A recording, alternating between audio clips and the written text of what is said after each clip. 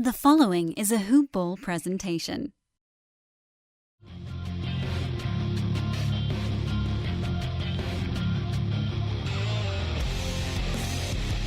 Welcome to the Fantasy NBA Today podcast.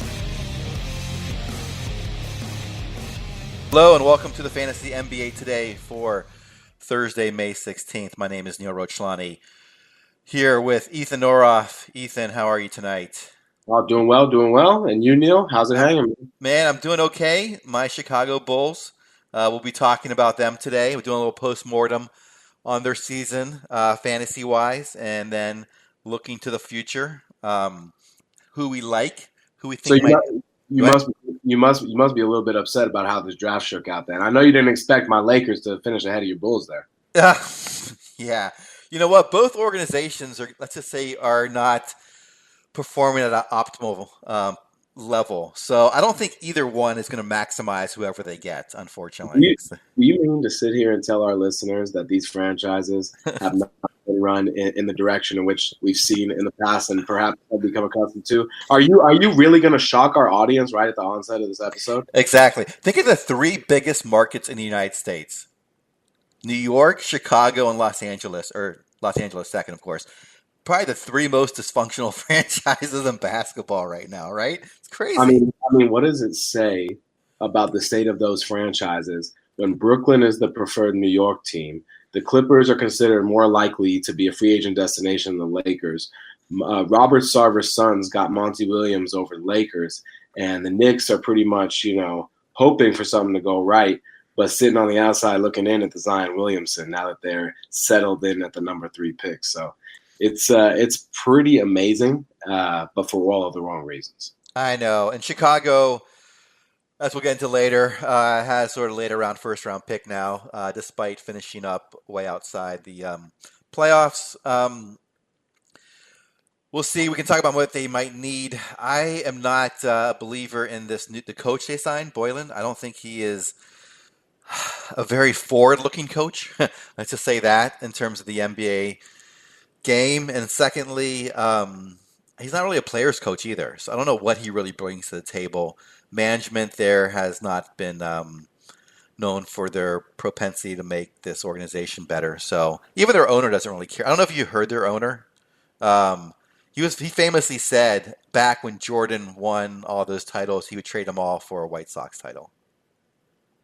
Wow. He owns both those teams. So anyway. Man, it's pretty amazing. I think, look, at this point, if you're in the ownership game in the NBA, I would think that there is a genuine desire to win. I mean, all of these franchises are worth at or around $1 billion and more. I mean, it's absolutely ridiculous.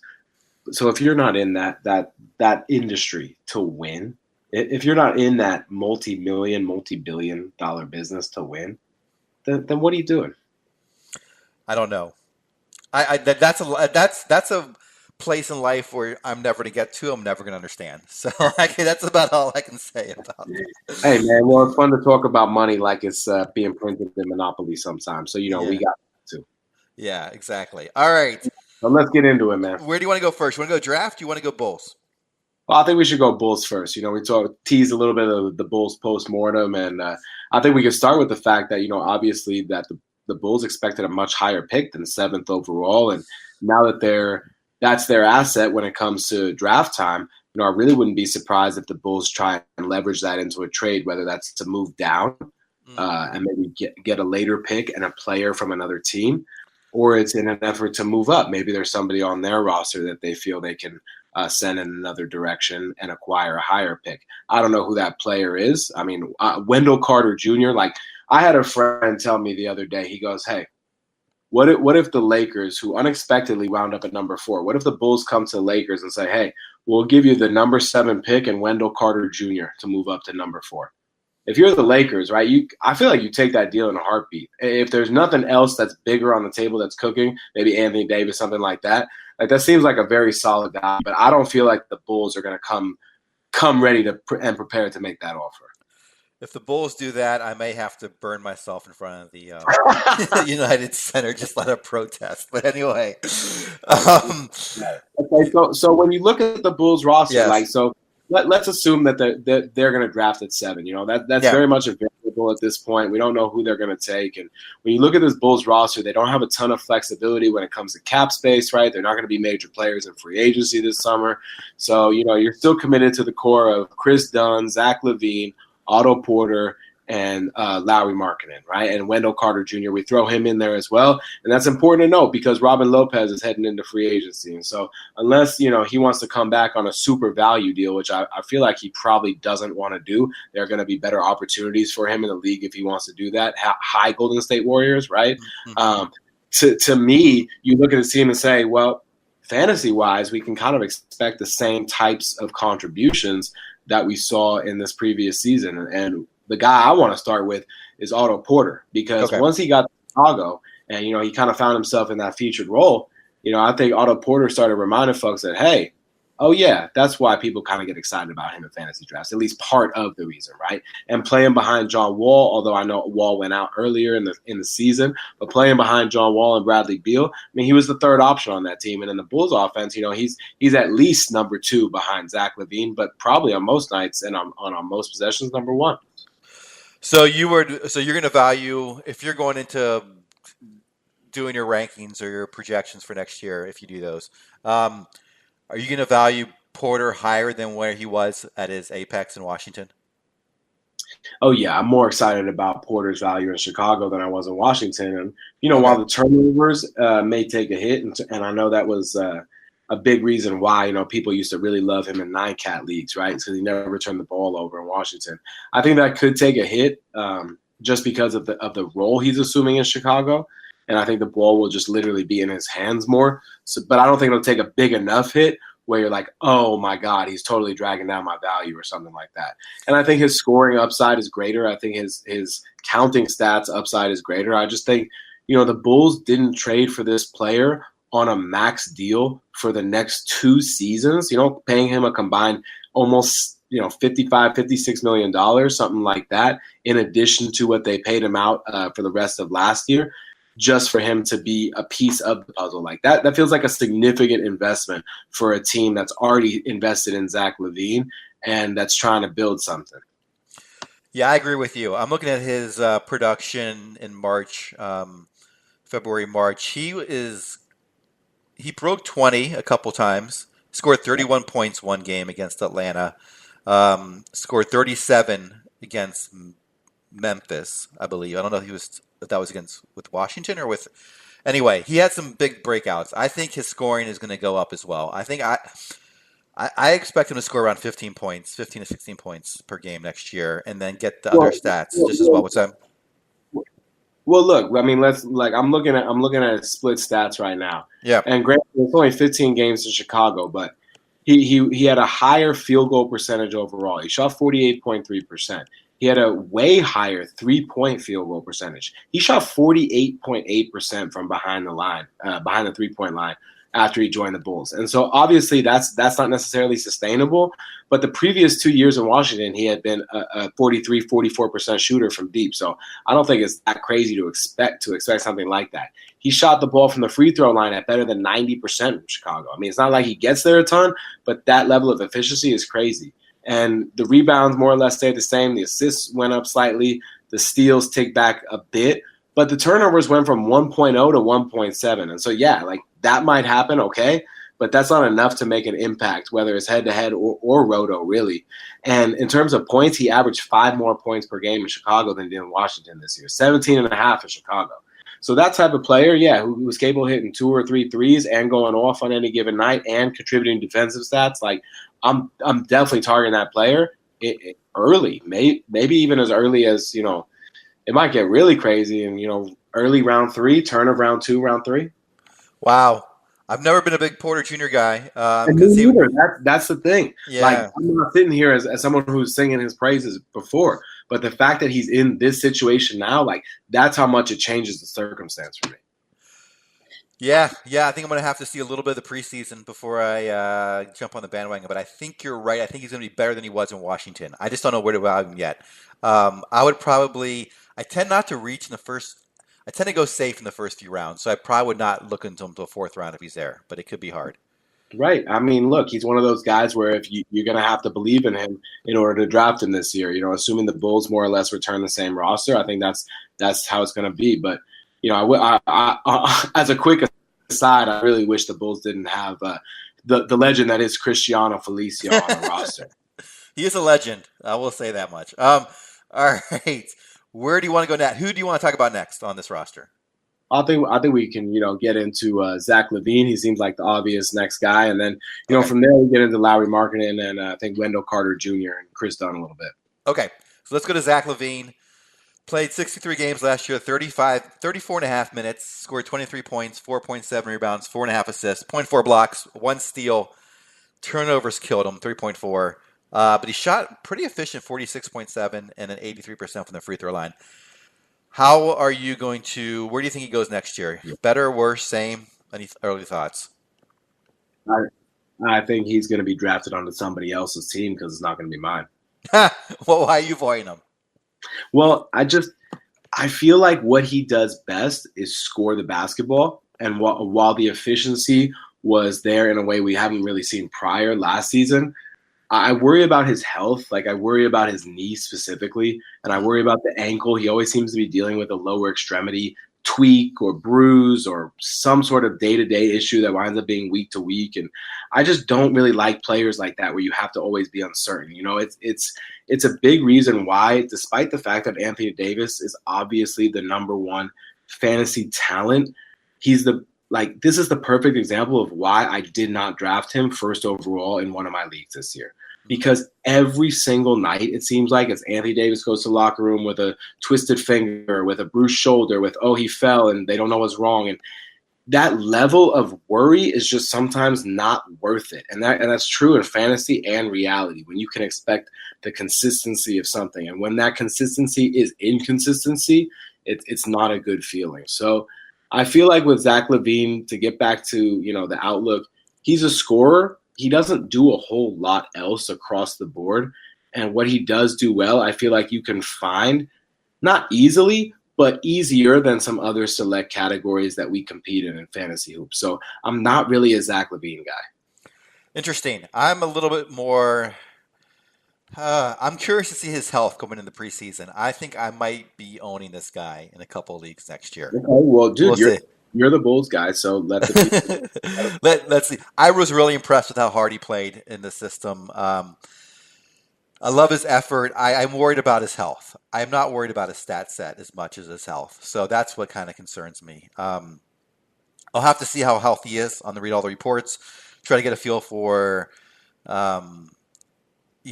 is he 100% coming into the season? If he is, if he's not dinged up at all, I am going to have him. I don't know where I'm going to have my draft board, but he is someone I'm very curious to see where he gets ranked because I think he might be undervalued. All right. That's about all I can say about him, though, because it's going to be really where he's ranked. Third player, and probably my favorite Bull, Lauri Markkanen. I'll go over his stats real quick. Just played 52 games last year, 32 minutes. 18.7 points per game, 9 rebounds, 1.4 assists, 0.6 blocks, 0.7 steals, 1.6 turnovers. Did not shoot very efficiently, 43% from the field. That's actually pretty bad for a big man. 87% from the line, though. 36% from three. He takes a lot more threes than I'm comfortable with. What are your thoughts on Markkanen? I feel like for where he's going to likely be drafted, part of that is a result of the hype. I feel like someone else is going to invest in him earlier than I'm comfortable doing so.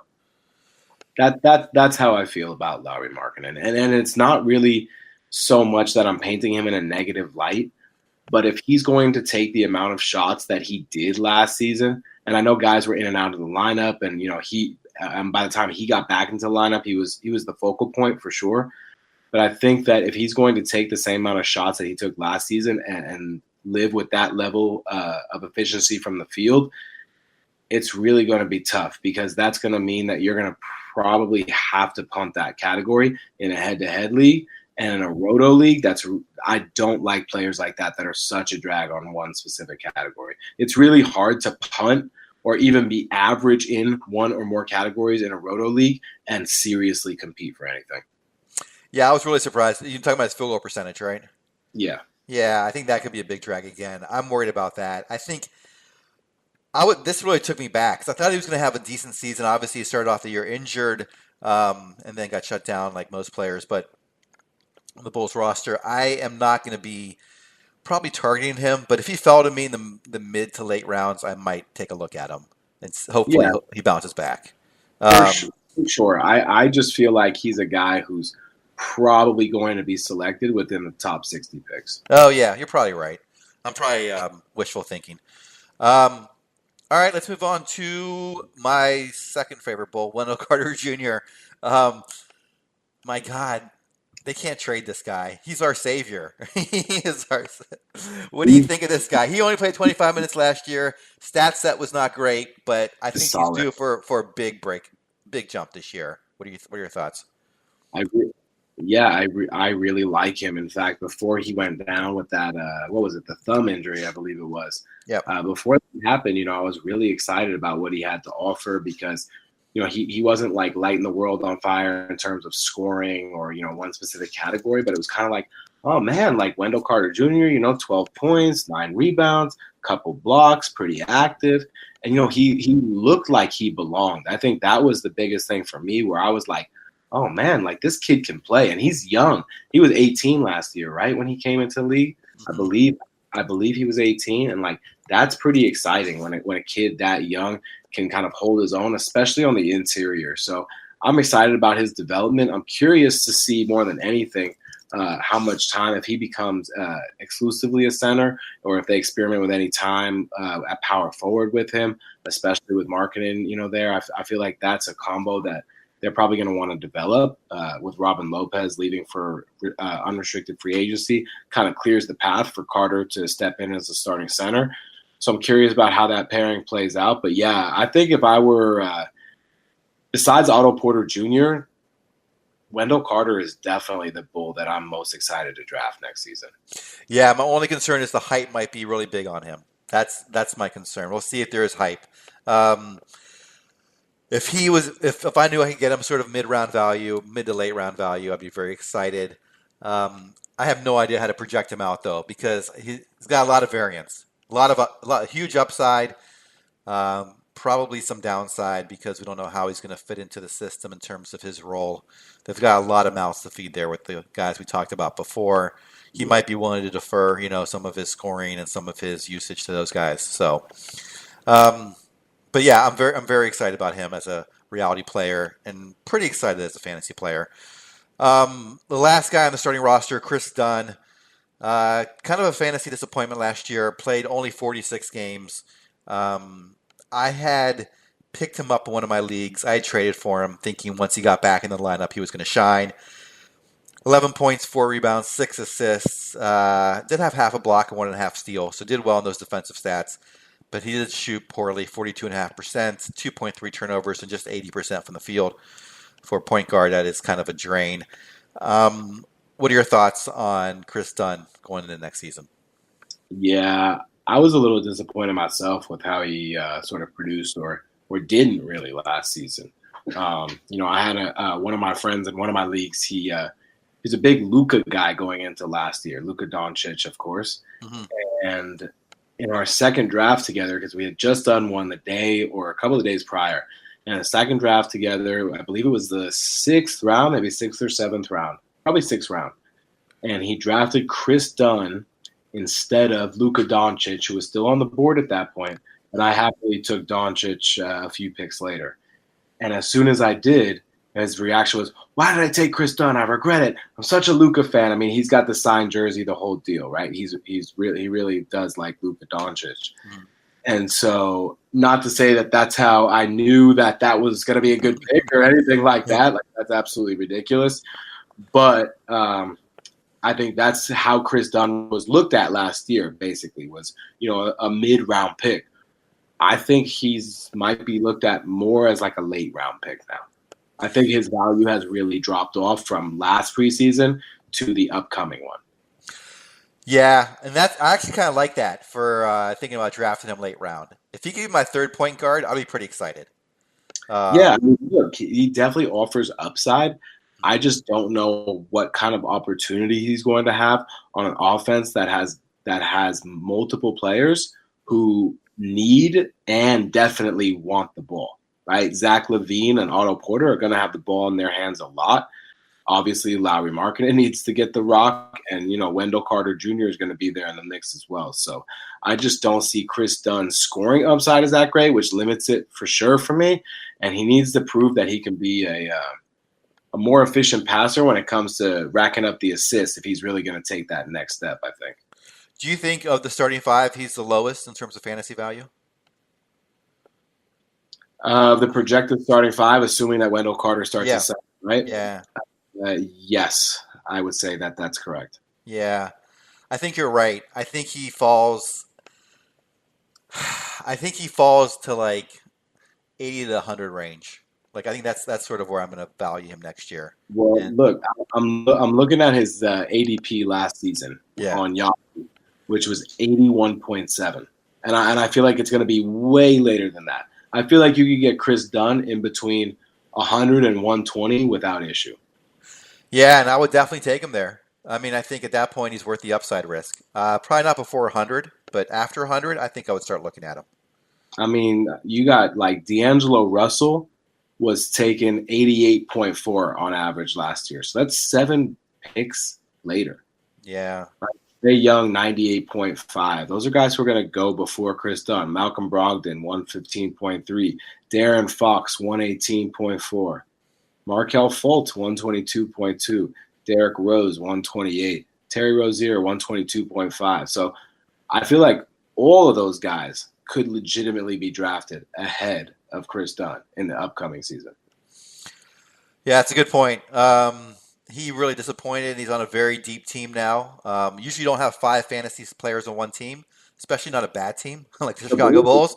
They just have to score so much. I mean, their defense isn't going to keep them in games. It's going to be their ability to score points. So there should definitely be opportunity. And I would think that this Bulls team is going to run. Yeah, they would definitely be running. Well, their coach is not known as an offensive-minded genius. So, I mean, just the fact that they're so young, and so athletic with Wendell Carter inside and Lauri Markkanen, I feel like they're going to be built to run. Okay, yeah, I think you're right. Is there anyone else in this roster you think that might have fantasy relevancy next year? Cristiano Felicio, of course. Well, no, in all sincerity, I don't think there's going to be really anyone else. I mean, look, the Bulls aren't going to be a good team next season. Of course, what they do with that 7th overall pick could change their ceiling. But if you sat here and said, hey, I expect the Bulls to make the playoffs next season, I would say that feels like kind of a big ask based on this current roster. So we'll see what winds up happening in terms of how they kind of put things together. But this is, they're going to be a tough team to play on some nights, but there's still a lot of inexperience on this roster and a lot of learning to do. Yeah, I don't think they're going to make the playoffs either. I think they're going to be a good bad team, if that makes sense. Yeah, I think that's what I think that's what a lot of people expected the Clippers to be this season, and they actually wound up being a good competitive team, not a bad team. Yeah, exactly, and we'll see. I just don't think they have. I think they might have enough young talent. I just don't think they have the coaching staff and the other things around to make them get above. You are really down on Boylen. Yeah, exactly. I know. It's probably my negativity is awful. I probably shouldn't continue to. No. Look, I get it. I just want to make it clear you're not the only one who might feel that way. Okay, yeah, fair enough. All right, that's our Chicago Bulls. I don't think anyone else is fantasy relevant unless, of course, we see some injuries and guys stepping into roles that we don't expect. I will say for deeper leagues, keep an eye on 2 guys I think could be okay. One would be Denzel Washington if he gets re-signed and is back on the team. The second, I think Shaquille Harrison. He proved that he was pretty decent. I like the way he looked out there, I should say. Stat set may not follow, but I think he's a competitive player. We'll see if he gets much minutes, but those are obviously deeper league targets. That's it for Chicago. Let's talk about, I guess last night's news was the NBA draft, or 2 nights ago, I should say at this point. What are your first thoughts? Lakers 4th pick, Are you excited about that? Let's start with Well, those Lakers. well, it's a lot better than 11th, right? I don't know. I've been hearing this draft is not that great. So Well, maybe they're saying the fourth pick isn't much better than 11th. I don't know. look, here's the thing. Yeah. I'm going to be shocked if the Lakers make this pick. Okay? I'm Wait, going wait. Okay. to be shocked because I expect this pick to be traded, right? If Uh-huh. you're the Lakers, you're already on the phone to the Pelicans saying, "Look, you just got the number 1 pick. You're going to take Zion Williamson. I'm sitting here. I can give you Lonzo Ball. I can give you Kyle Kuzma. I can give you that number 4 overall pick and whatever else you need, not named LeBron or Brandon Ingram, to make this deal work." Right? Maybe throw in another first-round pick if you're the Lakers. 2021, because you can't trade in consecutive years. So if you're the Pelicans and you said, hey, this is a pretty big offer, right? And then you can keep Brandon Ingram and you trade for Anthony Davis and you can still go out and sign a max free agent, then that changes the conversation. So if you're the Lakers, the value of the asset that you just received is enormous, right? It's a huge change in terms of its tradability and in terms of its ultimate value to constructing your roster. So I would be shocked if they actually make that pick. But I think the teams in terms of, not the biggest winners, but the biggest winners, obviously the Pelicans. That's a no-brainer. And the Grizzlies with that jump up to 2 is huge, right? That's a huge thing for their franchise. They need that. But the Knicks at 3, the Suns at 6, and the Bulls at 7, those were unexpected outcomes. Those were tough outcomes. Yeah, the Suns and the Cavaliers also dropped out of the top 3. I believe they had a chance to get in there as well. All right, so you don't think the Lakers make this pick? You think? Do you think? Let's start with the. Let's go. Let me backtrack a little bit. Let's go with the first pick. All right. So what do you think happens with the Pelicans? Do you think they trade Davis and take Zion? Well, I think they take Zion no matter what. Look, the Pelicans can play this in one of 2 ways. They can either trade Anthony Davis at draft time or soon thereafter and sort of clear the runway and not have all this smoke and clouds and fire and all sorts of other elements hanging over Zion Williamson's rookie season because the AD situation is unresolved. Mm-hmm. And they can roll those dice and say, hey, AD, we dare you to walk away from Zion Williamson after getting the chance to play with him. But they risk, they risk all of it becoming nothing if they take that route. So they can drag it out or they can expedite it. If I were them and I knew that for a fact Anthony Davis was going to remain with his trade request, which everything we've heard indicates that would be accurate, I'd be probably looking to clear the smoke out. I wouldn't be rushing a deal, but I would be actively pursuing it, because if you're bringing in Zion Williamson and you're trying to build a culture and you're trying to have as much success as possible from the onset, I really don't know that this unresolved situation is the best thing hanging over my franchise. I kind of agree with you there. I mean, I think from a pure asset value, you may want to hold on to him, but I think from a building a team perspective, it's probably better to move on from him and get those guys from Lakers. You really think the Lakers will go up Kuzma though? Is Kuzma that expendable? I think that it's not that Kuzma's expendable. Yeah. I personally value Brandon Ingram over Kyle Kuzma. Yeah. Okay? So that's an important piece of context for me. But I think I'm not alone in that train of thought either. I know that to be factual, both in terms of, friendly conversations, industry conversations, call it whatever you want. I'm not going to sit here and say, I got 2 sources who say the Lakers like Ingram. It's not like that. But what I'm saying is I think Brandon Ingram's upside and his age are much greater contributors to his overall value in terms of his value as an asset than what Kyle Kuzma is. And I think that people began to sort of see that before Ingram went down to injury last year, because he was really tearing it up. And if you're the Lakers and you can move on, I don't think there's going to be any hard feelings if they move on from Lonzo Ball. I'm not saying he's, easily expendable, but I don't think there's going to be hard feelings from the fan base. So if you can move on with Lonzo Ball and Kyle Kuzma, and basically the 4th pick is like found money for the Lakers. Yeah. That's the thing. So if you could, let's say even a month ago, if you sat here and said, hey, the Lakers could trade their first-round pick, which is expected to be 11th overall, Lonzo Ball, Kyle Kuzma, but they can keep Brandon Ingram and they get to acquire Anthony Davis, everyone would have been like, what? That is nowhere near enough. And now that it's the 4th overall pick, it really shifts the conversation. Yeah, I think they'll be talking to him in the offseason. I think that could happen.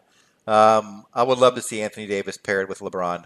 It's Who would? yeah, it's unfortunate. It's with a franchise that's a little dysfunctional. I don't like rewarding franchises like that. But anyway, that'd be fun to watch on the court. Of course, of Yeah. course. All right. So we shall see. All right. Let's go on to the second pick.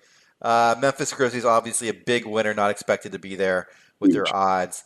Do Huge. you think they go with Ja Morant at 2? I don't know how they pass him up, especially with the need to move on from Mike Conley in that era officially. Mm-hmm. I don't see how they go in any other direction here. Yeah, I agree. It seems too valuable for them to trade, right? Yeah, to do something differently.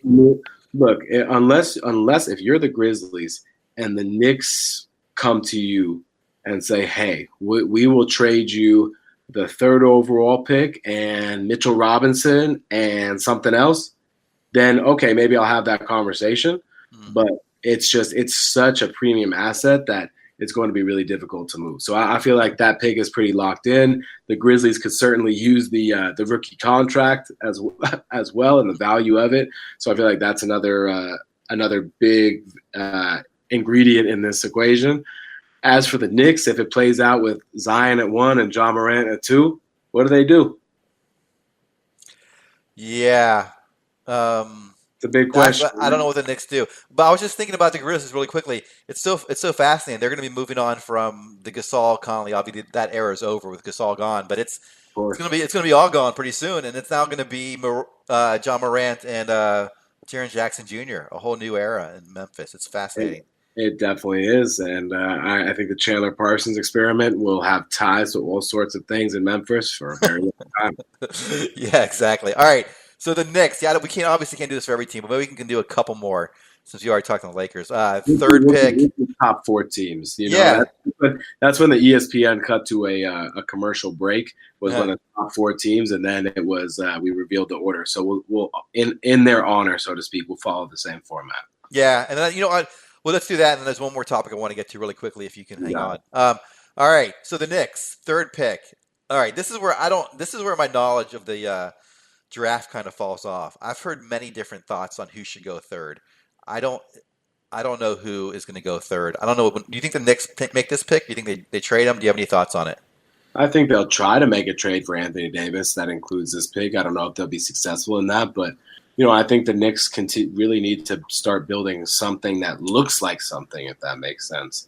So if the Knicks do hold on to this pick, RJ Barrett seems like a pretty slam dunk selection from everything that I've seen. Yeah, I mean, if they get RJ Barrett, who I know some people are high on, some are not. They've got Mitchell Robinson, who is, I think, a solid NBA player. I'm assuming they're getting Kevin Durant. Maybe that's a big assumption. And then maybe one other player. They could be pretty decent next year. They could actually be pretty decent. I feel like, look, here's my life advice. When you rely on what ifs for necessities, it becomes a really tricky game to play. Okay, so if you need something and you're relying on a hypothetical or a conditional outcome, it's a bad spot to be in. You want to rely on a certainty in that spot.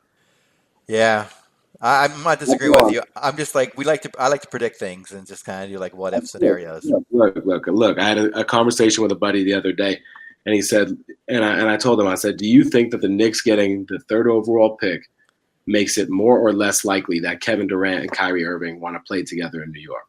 And he said, well, probably more likely. And I said, well, they were expected to get a better pick than that. And I said, if Kyrie Irving and Kevin Durant want to play together in New York, aren't they just going to play together in New York? Like, isn't it regardless of the outcome that's going to be what happens? So I don't know that the Knicks will be spectacular like some have projected. I feel like I could see a scenario where Kyrie and KD are there. I feel like I could see a scenario where Kemba Walker and Jimmy Butler go there. So, or Kemba Walker and Marc Gasol, or, some other combination where you're like, oh, okay, cool. And so I just feel like with the Knicks, there's so many things that are the what if, and behind door 2 we have ... right, with the ellipsis, like a game show. Yeah. So we'll see. But the Knicks, I think Zion would have probably liked to play for the Knicks. That's for sure. Yeah. Did you see his reaction yesterday? Well, everything that we heard was like Zion Williamson to the Knicks, and that was kind of, I don't want to say the expected outcome, but I think a lot of people were rooting for, and maybe among those people it included Zion himself. Yeah, exactly. I think he wanted to go there. All right, let's wrap. We're going to wrap up the draft with that. Any other thoughts before Just move on? Of course, just real quick, the Suns at 6 are just what a bad landing spot for them. But yeah, they've got Devin Booker and DeAndre Ayton to work with, so at least there's a starting point there. And as far as the rest of the lottery is concerned, it'll definitely be interesting to see how it shakes out, because after the first 3 picks, there's a lot of variability, even amongst those who are most informed about this process. So I think it'll just be, fun to watch and sort of add to the chaos of everything. Yeah, I'm really excited to see how this plays out. I think there will be a lot of pre-draft moves, or maybe not a lot, but at least one big pre-draft move that's going to make everything interesting. So curious to see when and if that happens. Obviously, I have free agencies coming up as well, so we'll have some moves there. All right, I'll be remiss if I didn't mention that there was a basketball game tonight. Milwaukee 108, Toronto 100 just wrapped up. What are your... I think Toronto is going to make this a series. I think it's going to be very competitive. I'm thinking about jumping on Toronto now as far as betting, since they lost the first game. Did you get to see in the game? Do you have any thoughts on where you think this series might go? Well, I think Milwaukee really wants to make it to the NBA Finals. But I feel like, of course, Toronto wants to do the same. They're still in the business of trying to convince Kawhi Leonard to stay over after all. That being said, unless Toronto gets sustainable input from not only just Kyle Lowry, in addition to what Kawhi Leonard has been bringing to the table and Pascal Siakam has brought to the table, not only from Kyle Lowry, they need more. They need Marc Gasol to be a factor. They need Serge Ibaka to be a factor. They need their bench to be a factor. And I know Kyle Lowry was good in Game 1, but it still resulted in a loss. I mean, the Bucks have so many X factors that is just, they're so deep, it's hard to overcome. If it's not Malcolm Brogdon, it's George Hill. If it's not George Hill, it's Eric Bledsoe. If it's not Eric Bledsoe, it's Malcolm Brogdon. From Nikola Mirotic to Brook Lopez to even guys like Ersan Ilyasova or Pat Connaughton, like they just have so many guys who can come at you and contribute one way or another that, I think that depth is really going to be an asset. It's not just Giannis and it's not just Chris Middleton. It's that roster is legitimately 9 deep at minimum. So it sounds like you're thinking the Bucks are going to advance. Man, if you had to ask me today, I feel like I'm going to take the Bucks. Yeah, I think it says a lot about that team too to not just fall behind in Game 1, but to really play from behind for the majority of that game and then come back to win it at home. Like, there's some serious fortitude and focus there. I can't really undersell the job Mike Budenholzer has done. And, Nick Nurse has done a wonderful job in Toronto as well. But the Bucks have really just taken it to that next level this year. Yeah, you're right. They outscored the Raptors by 15 in the fourth quarter, 32-17, and won it by 8. So they did come from behind after trailing most of the game. All right, Ethan Noroff. I should actually mention our Twitter handles before we sign off. I think so. You're at Ethan_Noroff. Is that correct? You are correct, sir. That's ETHAN_NOROF. I am at Ball with Neil. Any closing thoughts before we say goodbye? I feel like we should thank our sponsors. Oh, yes. Do you want to do that? Do you want to talk about our sponsor?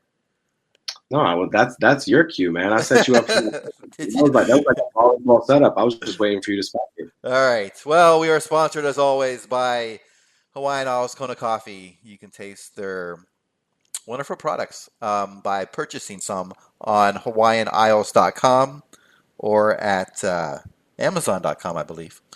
I am going to sign us off tomorrow. Adrian Benjamins and Coach will be on for the Friday show, and then Dan Bespers will be back on Monday, and we will talk to you then.